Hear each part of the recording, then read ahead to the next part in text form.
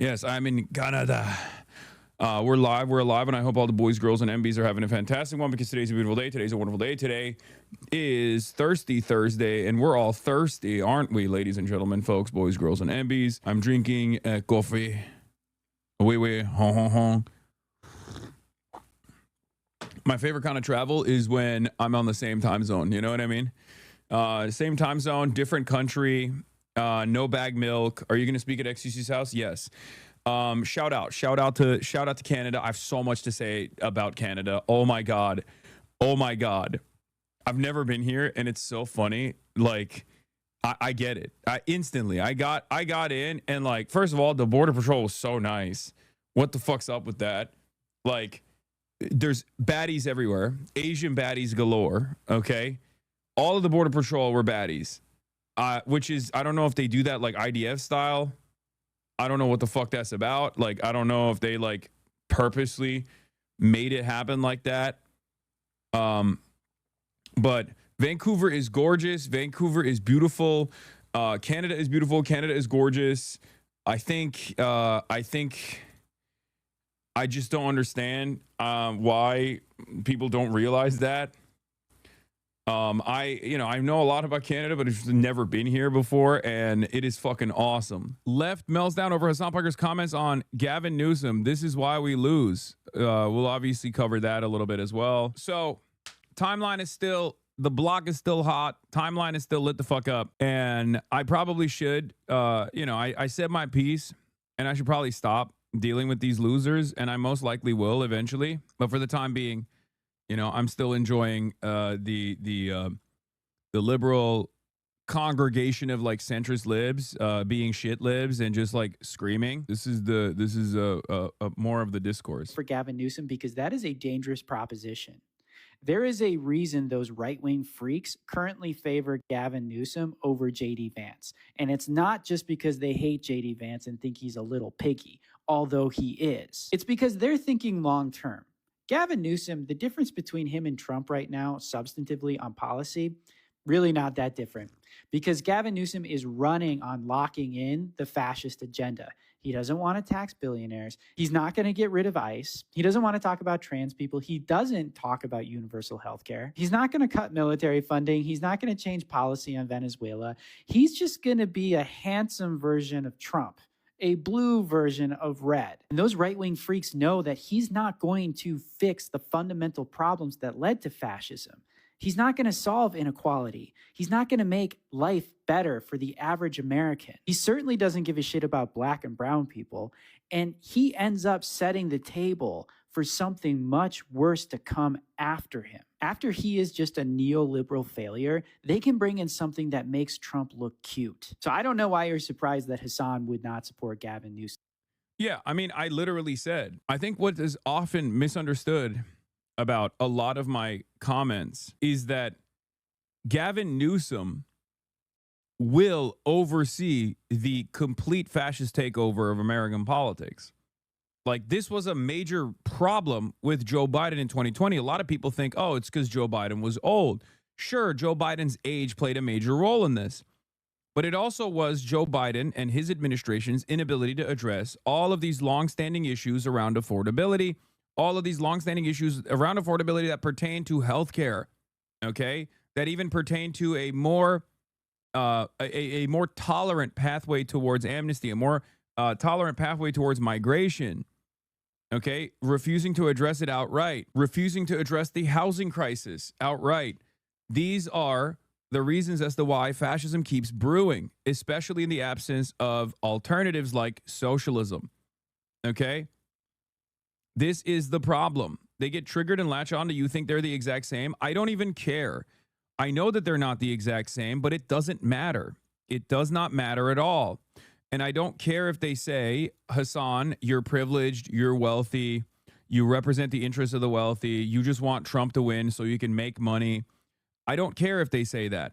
It's wrong, and they're lying, and they can keep lying all day, every day. Perhaps this kind of lie makes them feel a little bit more comfortable about their inability to address these issues. That's what it is. A big part of the enmity, a big part of the animosity, a big part of the anger and resentment that comes from these centrist, libtarded, like establishment Democrat adjacent content creators who just want a fraction of the center of power in the Democratic Party and hopefully some checks down the line. And the reason why they engage in this kind of advocacy is because ultimately they do not care about what happens. They don't want to actually do an autopsy on why Kamala Harris lost. They don't want to do an autopsy on why Joe Biden was seen as an abject failure. They don't want to do an autopsy on why Hillary Clinton lost. They don't want to do that. And the only way that they can argue, just as Israel defenders, which, by the way, many of these centrist liberals are also Israel defenders. I am aware of that. I am noticing that. But just as Israel defenders refuse to have an argument around Israel being an apartheid ethno-state and simply just go anti-Semite, anti-Semite, anti-Semite, anti-Semite, you're anti-Semitic, you need to stop talking, you're anti-Semitic, you need to stop talking. A lot of these centrist liberals will just go, you're a Republican, you love Republicans, you want to be Republican. Well, that's not the case now, is it? Because if I was a Republican, you'd probably be courting my votes. You would love to court my vote because you want to fuck Republicans. You want to hug Republicans. You want to suck Republicans. You want to be Republican. This is my problem. My anger and resentment towards the establishment wing of the Democratic Party, the moderates that are simply constantly trying to appeal to this mythical moderate voter, is their closeness to the Republicans on their agenda when it's completely fucking unnecessary. At best, it's unnecessary. At worst, it's conciliatory, and it locks in, it ratchets right-wing fascist ideology, right-wing fascist policy. It has the capacity to normalize it to the base of self-identifying liberals.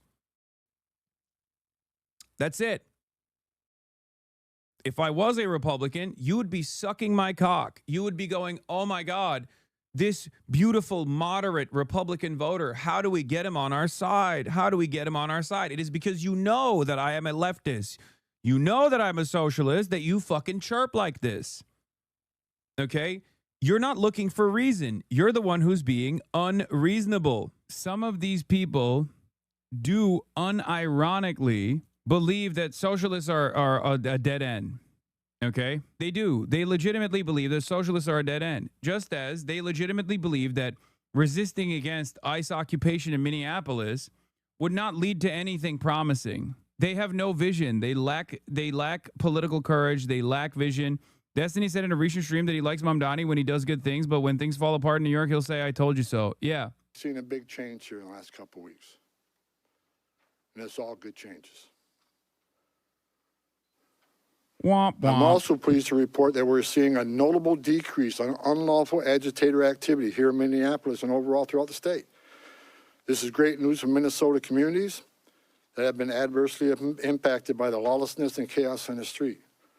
We have what we call here QRFs, Quick Response Force, security teams that get called out when ICE officers are out doing operations. They get into trouble. Tom, don't say this. The Dow is doing well. Tom, stop. Think about the Dow. Thomas. I'm the Walter White meme in the car screaming, Tom! The fuck? Your mom hated you before birth enough to give you a blocked airway. Tom Holman. Oh my God. Thomas, no. Tomathan. Stop. Consider the Dow before saying such silly things. If agitators get out of control, if there's a danger and public safety is at risk, these QRFs respond to help these officers get off the X and get out of that situation. I asked today when I got here, I want to know what the QRFs call outs are, what their deployments are. I want to know every time a QRF is called out. The QRF deployments have dropped dramatically because we have less of that occurring, less of the agitator that cross that line. That is a good thing. That is a win for everybody, not just for the safety of law enforcement officers. It's a win for this community. With that, and success that has been made arresting public safety threats and other priorities since this surge operation began, as well as the unprecedented levels of coordination we have obtained from state officials and local law enforcement, I have proposed, and President Trump has concurred, that this surge operation conclude. A significant drawdown has already been underway this week. Yeah, we did. It was tremendously successful. It was blah, blah, blah, blah, blah. The comments doing what about Jay-Z really highlights how off the path we are. We're talking about drugs. Let's talk about Epstein and friends drugging underage girls that raped them. Why y'all don't want to talk about the Epstein files? I mean, a lot of people are just cattle. You can just avoid them, honestly. Like anyone that responds to Cardi B talking about the Epstein cover-up as with like a Jay-Z dunk or something is just is just cattle that you can avoid. You can just like jiggle keys in front of their eyes. That's it. You can convince them to sell you the deed for their home if they have one for $0. To the next week. We have a lot of work to do across this country to remove public safety. Did they arrest anyone for the Somali fraud hoax, or did everyone forget about that now? I mean, it was never about that anyway, especially because ICE and the Department of Homeland Security has no basis in in dealing with hoaxes and things like that. Risk who shouldn't even be in this country. And to deliver on President Trump's promise for strong border security and mass deportation, law enforcement officers drawn down from this surge operation will either return to their duty stations or be assigned elsewhere to achieve just that. Hey, Sean Hannity here. Hey, click here to subscribe to Fox News YouTube page and catch our... Senator Hawley. Thank you very much, Mr. Chairman. Mr. Ellison, let me start with you. You're the Attorney General of the state of Minnesota. Do I have that correct? I saw a Majority Report this morning talk about that Cato guy who fucking cooked. I mean, he had some dumb libertarian takes as well in between, but I do want to watch that clip if someone has it. Correct. That's a yes. Sir, you're aware of my job. You know the answer to that. You're not going to answer my questions? Are we going to start this way? Are you the Attorney General of the state of Minnesota? Yes or no? You know the answer. Mr. Ellison, you're in my courtroom now. You're under oath. So I suggest that you answer my questions. You the Chief Law Enforcement Officer of the state of Minnesota? Yes or no? Let's try another question. Are you familiar with the $9 billion in historic fraud out of your state, including the $250 million in the Feeding Our Future program alone? You familiar with that? Don't turn to the pages in your book to get your potted answers.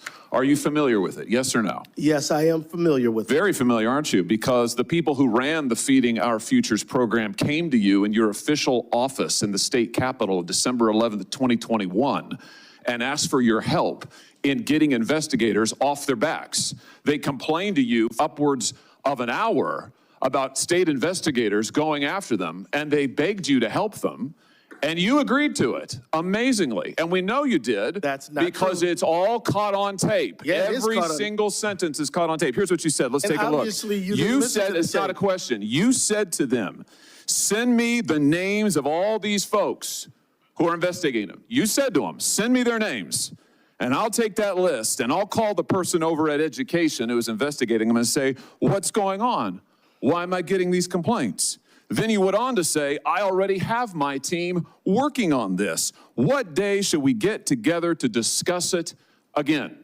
You made pledge after pledge to them. You said, we've got to make sure this guy who's investigating them stops it. You said, you have my attention. I'm concerned about this. You said, let's go fight these people, meaning the people who are investigating the fraud.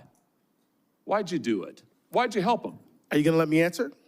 Please, we're all ears. So first of all, you're cherry picking quotes out of there. Why did you help them? I thought you were going to let me answer. Why did you help them? Are you going to let me answer? Why did you help You them? let me answer and I'll answer you. Tell the truth and I'll let you answer. I will tell the truth. Good. Let's do that. That'd be a nice change. Why'd you help them? Now see, Mr. Chairman, I didn't come here to be insulted. I came here voluntarily. You came here for the truth. Let's have it. Why did you help them? The quotes are here. They're in black and white, and every member of this audience can listen to the recording. It's 54 minutes long. It's all in public. You can Google it right now and listen to it. And listen to it all. Why'd you help them? First of all, I didn't help them. You did help them. No, I did not. I certainly didn't. You're saying you didn't do anything for them. You didn't. Well, wait a minute. I already have my team working on this again. That's not you? I have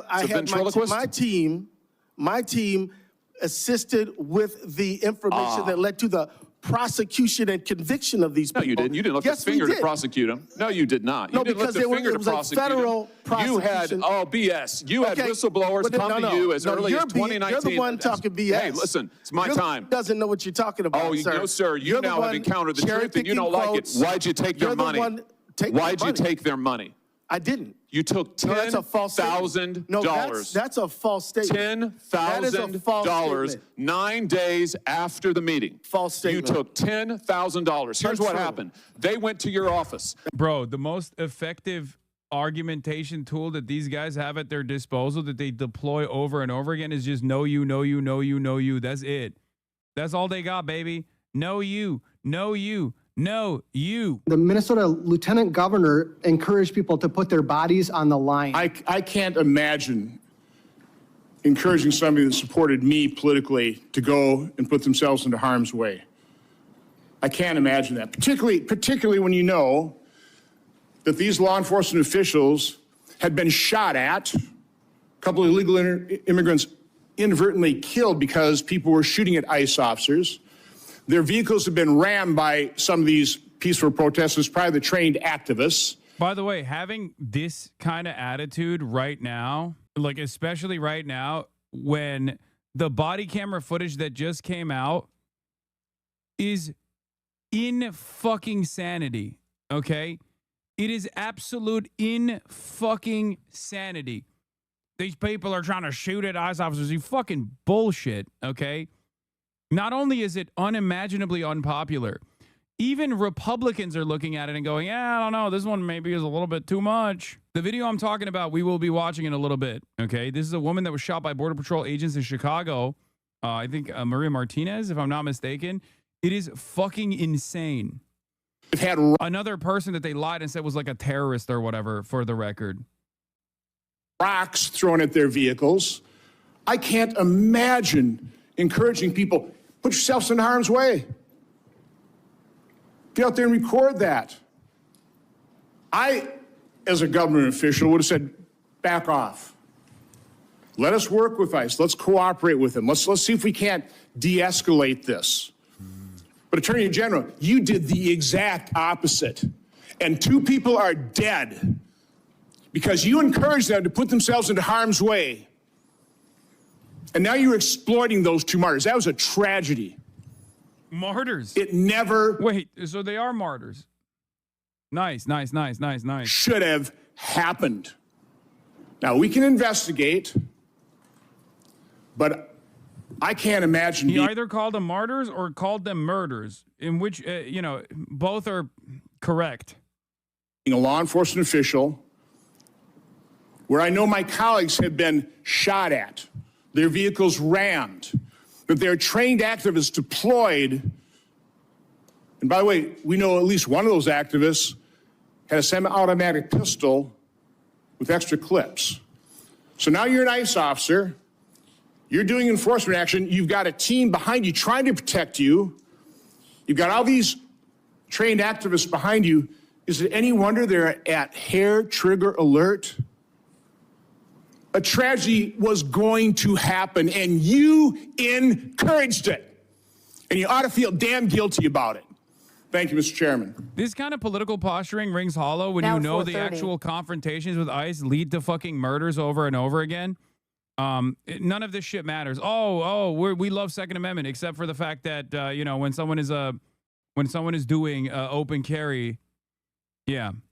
The government claims she rammed Border Patrol agents with her vehicle before an agent shot her 5 times. But the new body cam video shows the agent turned his steering wheel towards Marimar Martinez and that he was congratulated for excellent service after shooting her. This is in fucking defensible, chat.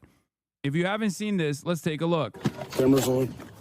This is newly released. By the way, notice how he goes cameras on. That's another thing that is really frustrating about the body camera conversation, is though like the body cameras are something that these guys are at odds with. They're not, okay? That's a fucking lie. Any kind of like reform in the body camera position is not actually moving the conversation to a place that we need to move it to. They're just using that as a way to just give modest reforms, or the idea of modest reforms. The guy that shot Renee Good literally was filming himself with his phone camera. It's awesome. What's next? Oh, at least he could use both hands when he fucking murders other people like Renee Good next time, because the body camera will do the filming process for him.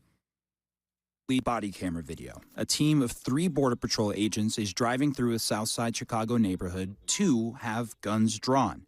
Marimar Martinez, an American citizen and school teacher, is driving next to them, honking her horn, warning people to the presence of federal immigration enforcement. Like, this image should be posterized everywhere as a somber reminder for those who are oblivious that when ICE is around you in your neighborhoods and whatnot, they got their fingers on the trigger and they're in the car with their fucking gear and their weapons, okay? Another vehicle is behind the agents, also honking the horn. All right, it's time to get aggressive and get the out, because they're trying to box us in. It all happens in seconds. All right, we're fine. See something there? You see that? Do you notice something there?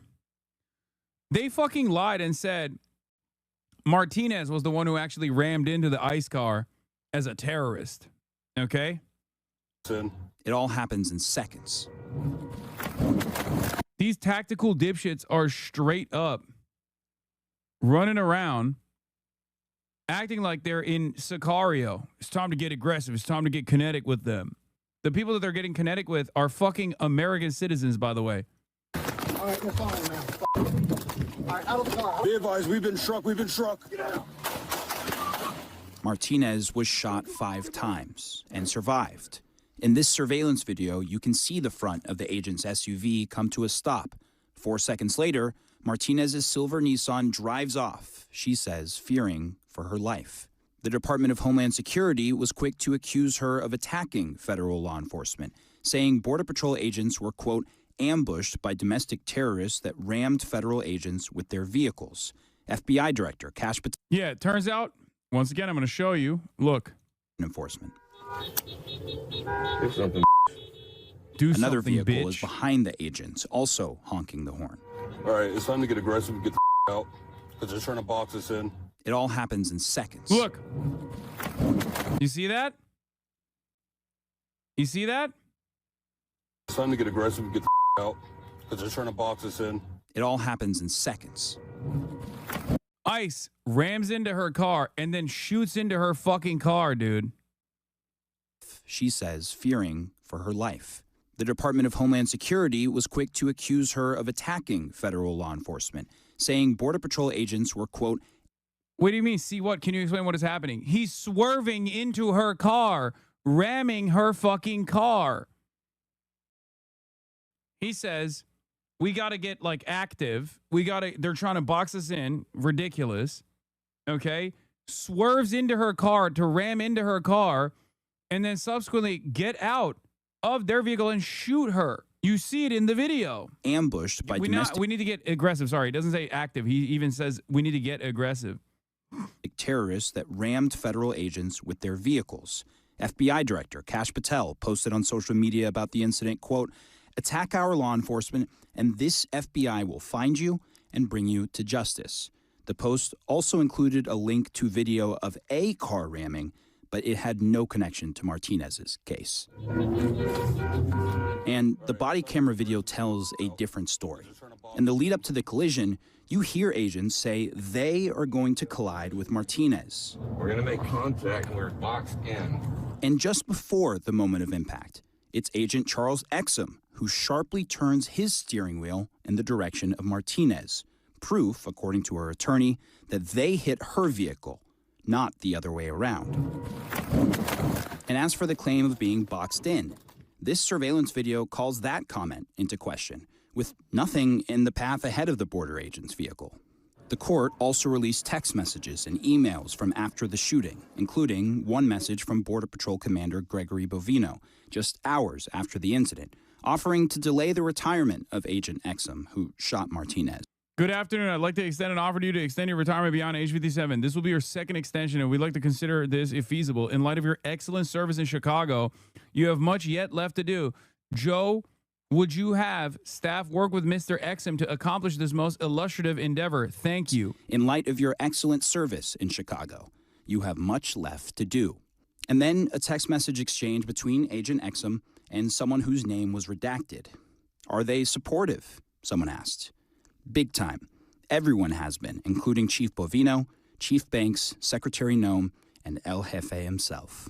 In various texts to and from fellow agents. You need to understand, by the way, some of these guys are other like law enforcement officers from different branches too. They know what to say when the fucking body cameras are on. That's why it's important when they go, oh, cams are on, by the way. So they can try to create plausible deniability or try to create reasonable grounds for the court case that will come up after. They're chasing a fucking legal kill. Just understand that, which is why I keep repeating, like, the body camera, the body camera situation is not actually the reform that you think is going to solve this problem. Okay? They have full control over when the body cameras are turned on. They have full control over what to release and what not to release. There's plenty of instances where for as many successful cases of prosecution against bad cops that like accidentally turn on the body camera, forgetting that the cameras can actually record the 30 seconds prior to you turning on the body camera and whatnot. There are a million different instances where they actually use the body camera to their advantage to make it seem as though they actually had reasonable fear for their own safety. That is what they're doing in this circumstance when they say, oh, they're trying to box us in, regardless of the additional evidence that you can see with your own two fucking eyes that they weren't getting boxed in at all, to make it seem like there is no reasonable grounds for this kind of violent escalation. They will lie. They'll say we've been struck. They will make it seem like someone shot them. Yeah, it seems like the agent who was recording was trying to cover the body cam with his weapon, but missed the fact that the high FOV of the cam was showing Exum through the trigger guard of the gun. Yeah. Like, it's only fortunate that we actually see the wheel, like the wheel steering in the direction of the car. Like, he was trying to fucking cover it up and it didn't work. Mood was celebratory. Good job, brother. You are a legend among agents. You better effing know that. Beers on me when I see you at training. That's awesome. You did real good. Damn it, man. Good shooting. The day after the shooting, Martinez was indicted.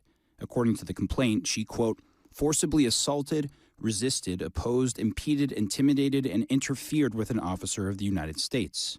After her attorney viewed the body camera footage and other evidence emerged that undermined the government's version of events, prosecutors made an extraordinary move and asked the judge to drop their own case. The judge agreed, but not long after, she told me the shooting still haunts her. I don't want to remember that day. You're laying there at night and you're just thinking about it, like, what's gonna happen? Like, it's really emotional to me. So it's like, it's hard for me to talk about it, but I'm trying. And that's part of why Martinez pushed to get all of this information out. Dude, anytime there's footage of these fucking animals, by the way, you get to see their mentality, like gracias, hitting them with a fucking, this fucking bitch, all this stuff. Like, it is pretty crazy. It's pretty crazy, like the way that they operate. They're fucking animals, okay? Because she believed it allows people to have a greater understanding of how agents might react after something like this, no matter the city, and to further clear her name, because the Department of Homeland Security has never retracted its accusations against Martinez, even after the case was dropped. Now, the shooting agent, Charles Exum, Customs and Border Protection, said he's been placed on what was described as routine administrative leave pending further investigation. Anderson.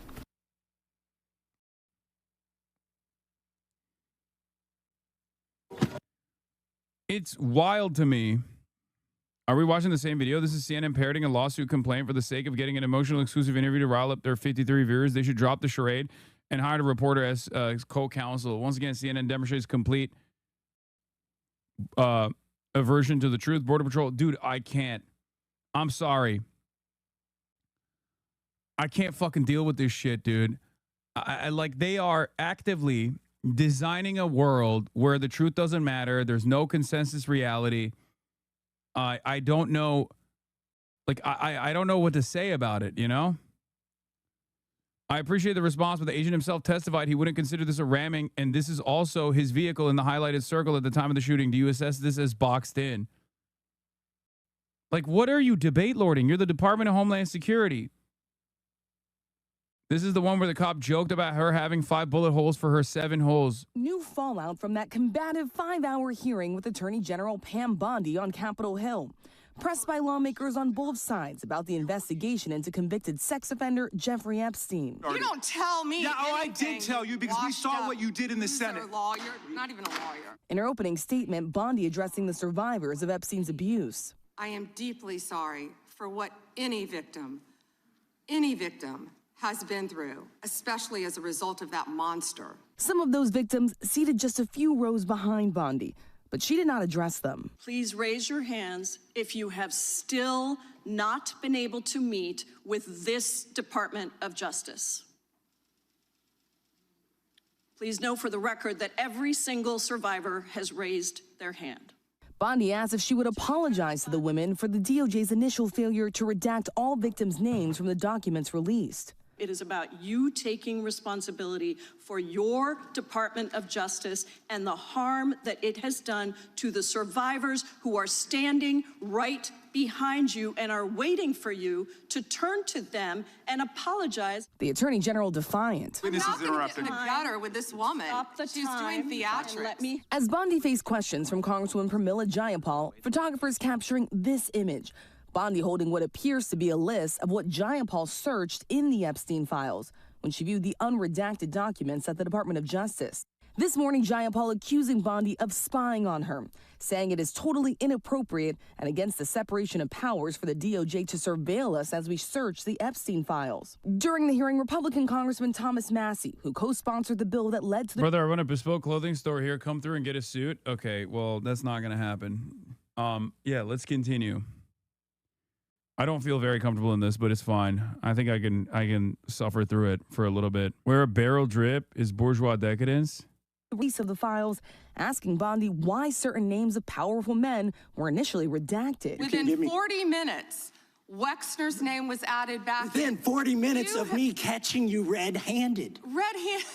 There was one redaction out of he's over listed as a 4,700. co-conspirator. You look like him. And we invited you in. Gentlemen, This guy has Trump derangement syndrome. He needs to get, you're a failed politician. Democrats pressing about President Trump's Commerce Secretary Howard Lutnick, who, after insisting he had nothing to do with Epstein, testified that he had visited Epstein's private island with his family well after Epstein was convicted of sex crimes. Has the Justice Department asked Secretary Lutnick about his ties to Epstein?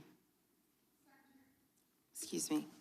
Secretary Lutnick has addressed those ties himself. I'm asking you, has the Justice Department specifically asked Secretary Lutnick about his ties to Jeffrey Epstein? He has addressed those ties himself. The Congresswoman demanding to know answers. The American people have a right to know the answers to this. These are senior officials in the Trump administration. This is not a game, Secretary. I can't believe she tried to tell her that she was anti-Semitic. Like a pro-Israel Jewish person who has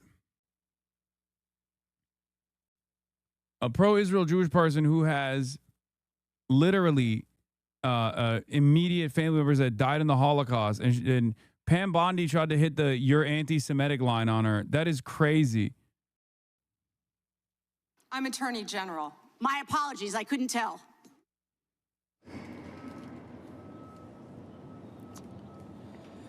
So quite feisty there, and lawmakers also asking why Jeffrey Epstein's co-conspirator Ghislaine Maxwell was moved to a low-security prison after speaking with the Deputy Attorney General Todd Blanche, who once served as the president's personal lawyer. Now, Bondi. Yeah, the Israel-aligned Republican approach to Jews the past 3 years is roughly analogous to the woke Democrats' approach to African Americans and Latinos. Let us lecture you on what's good for you, and if you don't agree with us, you ain't black. Zaid has culture war brain poison, okay?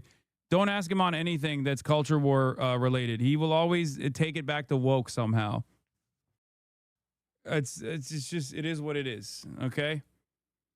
As the Attorney General said that she did not know why. She says she hopes that Maxwell dies in prison, but Maxwell has made it absolutely clear she wants clemency, and President Trump has not ruled that out. Michael? Yeah, so many questions that you're completely unanswered there, Rachel. Thank you so much for that. I do want to talk about Tumbler Ridge. 5 children, 1 adult killed at school. 1 child, 1 adult killed in a home. And the 18-year-old shooter dead. Police say by her own gun. An individual confirmed to be the shooter was located deceased with what appeared to be a self-inflicted gunshot wound.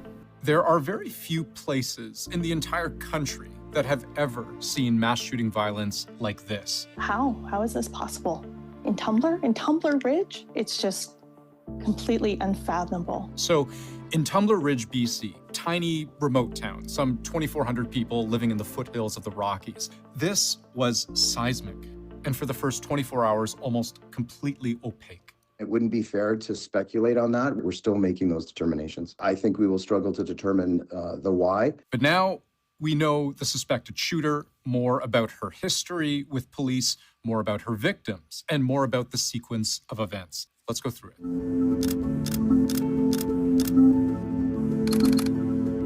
The alarm went off that I've never heard before. And our principal goes throughout the halls and she's saying, people close your doors, lock down. What we know of this story from the RCMP is that it starts at one end of town and ends at the other. We know the most about the ending. That's here, Tumbler Ridge Secondary School. Student population somewhere around 160. At around 1:20 p.m. Pacific time, police get a call. RCMP received a report of an active shooter at Tumbler Ridge Secondary School. An alert goes out, describing the shooter as a female suspect in a dress with brown hair.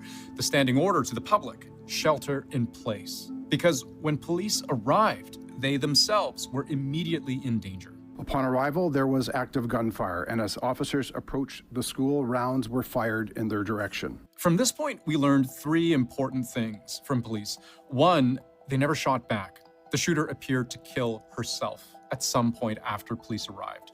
Two, there were casualties. More than 20 people with injuries, at least 2 of them life-threatening, and 6 people dead.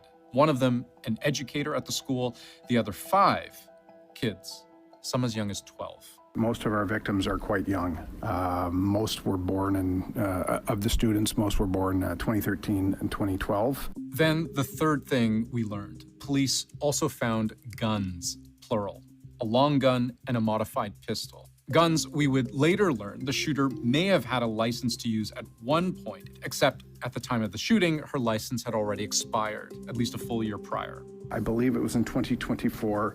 She did not have any firearms registered to her. But I said earlier, the school, victims found in the hallway, in the library, this was the end of the story. Police say it started at some point earlier at this home right here, about a 2-kilometer drive away. This was where police would only later find 2 more bodies, those belonging to the shooter's mother and stepbrother. We were called because a neighbor, there was a young female at that home that... I'm gonna be honest, it just has the workings. It looks like it has the workings of a Order of 9 Angles style radicalization, like right off the jump. As soon as like people started speculating that the shooter was trans, I was like, oh, there it is. Like another terrorgram hit, seemingly. But we'll see. Went to the neighbors, and that's how we learned that there were 2 deceased at that residence. So the neighbor called the police.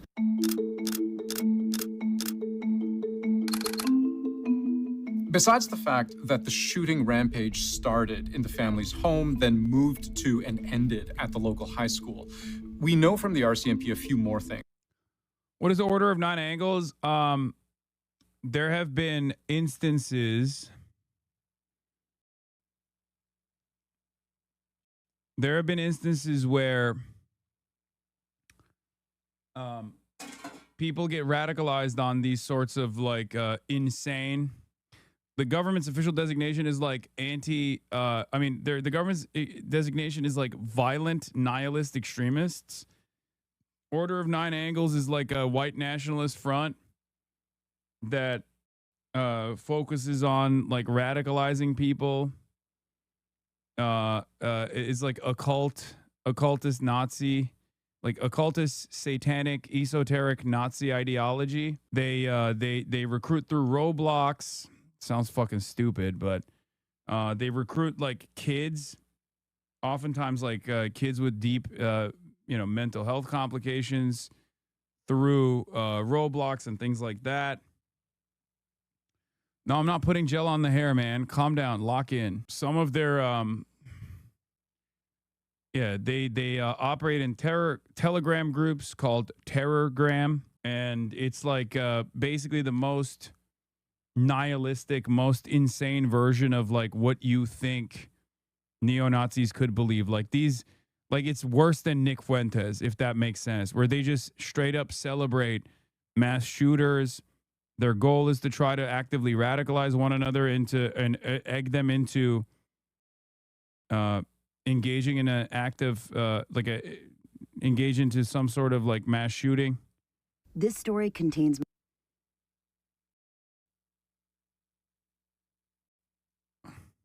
helpless, vicious cycle that these two government-known hate groups and terrorist organizations across several different countries. On Reddit, there was like they've had a hit in Turkey and numerous other places. The murders of two people outside of LGBTQ bar plus first looked like an act of a lone shooter. A ProPublica frontline investigation shows they were, in fact, the culmination of a coordinated international recruiting effort by online extremists. It's pretty wild because there's literally like, I mean, they're traceable.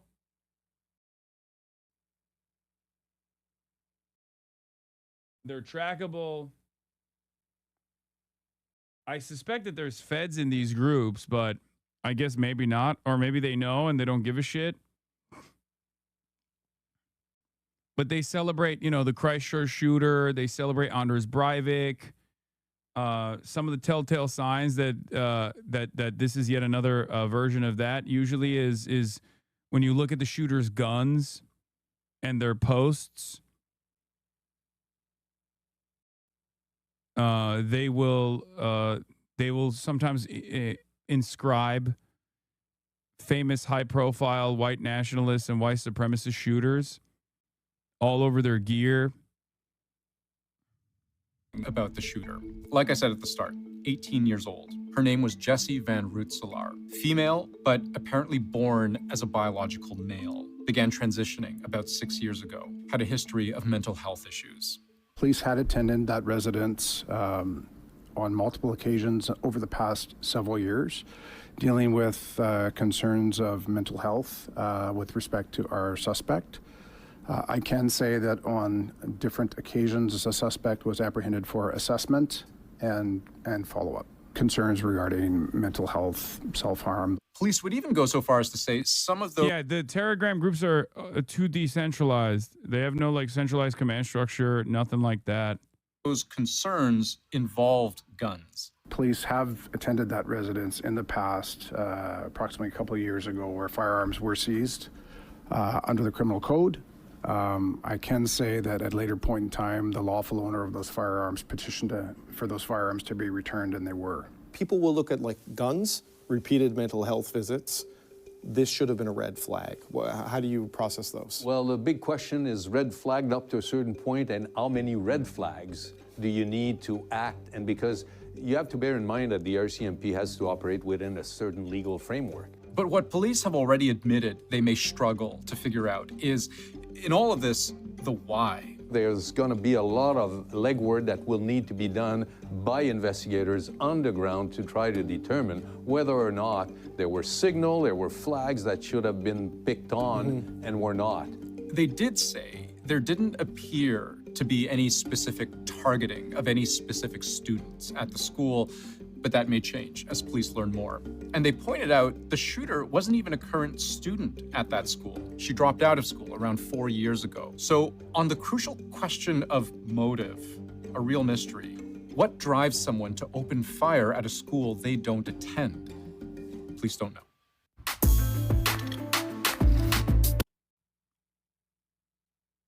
TMZ's Harvey Levin has...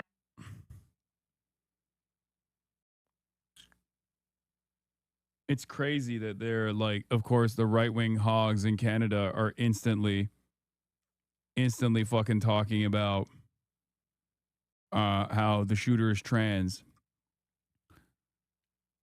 Which, once again, like in a sea of white, cisgender, heterosexual mass shooters, the one time it's a trans person, immediately they're like, oh, it's because it's trans. Okay.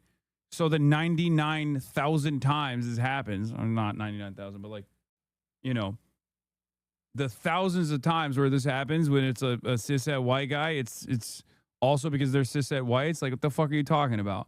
It's totally ridiculous. It's I don't know. I think, like, you know damn well this ain't the first time. Brother, one time in the United States of America, there have been like 3 fucking mass shooters that are trans, you dumb fuck. What are you talking about? There are hundreds of mass shootings that take place. As far as the school shootings go, let's be fucking real for a second. It's usually cishet white dudes.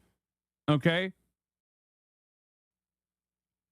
The fuck are you talking about? The only reason why this doesn't happen as frequently in places like Canada as it does in the United States of America is because of adequate, usually, yes, if it's 99% of mass shootings being committed by 99% of mass shootings being committed by cishet white men, and the 1%, not even the 1%, 0.01% of mass shootings committed by trans people, if you still think this is a trans issue, so not one time, see ya. Do you understand how math works? Are you that fucking stupid?